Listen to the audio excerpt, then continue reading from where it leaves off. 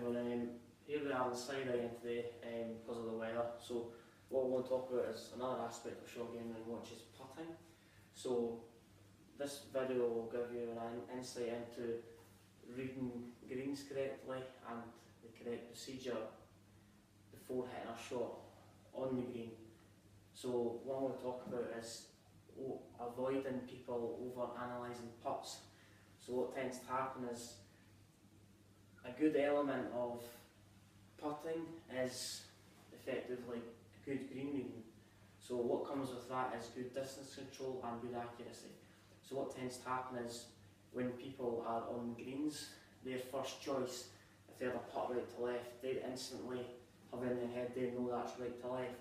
But what tends to happen is people divert their attention away from that to something else. So they get doubts in their mind that they don't trust the reading of that putt, and they're second guessing themselves all the time. Don't do that. If your first choice in your head, just go with that. That will make you more consistent and it'll give you more trust within your own game.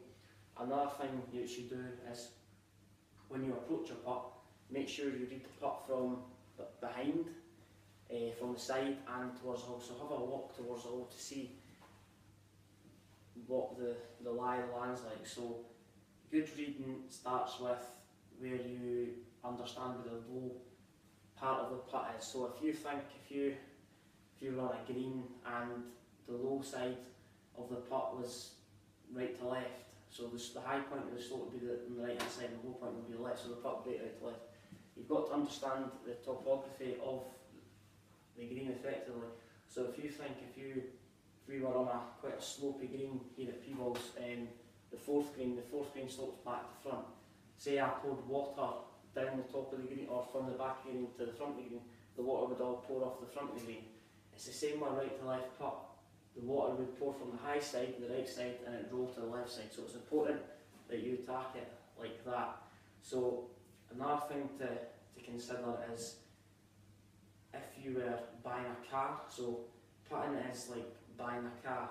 You inspect the car before you buy it. So let's inspect inside of it, the paintwork, the tyres, everything like that, and how fast it goes. So why don't you break a putt down into the same sort of sections? So analyse it from the side, analyse the different types of grass. Is it putt uphill, is it putt downhill? Where does it break from? Is it right to left or is it left to right? And what you think the speed's going to be like. So that's another thing to consider. But a couple of elements to take from this is attack a putt. What you need to do is consider two elements. So what way the putt breaks and your first choice. So what way the putt breaks is your final decision into where you're going to start the ball out on that line and where's the putt going to roll in the apex towards the hole. Another thing you need to do is you need to do your homework. So you need to break the putt down. Am I going to hit this a little bit harder? Am I going to hit this a little bit shorter? Am I going to hit this straight at the hole? Am I going to hit it slightly towards the right hand side of the hole or the left hand side? And if you do that, I believe you become a more consistent putter. So if you do walk to the hole and walk back, I think you'll adapt a routine that's in your wavelength that will enhance your ability to trust yourself a bit more. So if you have a good routine, you will improve your ability of making more putts. So another thing to take from this session is green reading is pretty easy. It's important to do your homework though.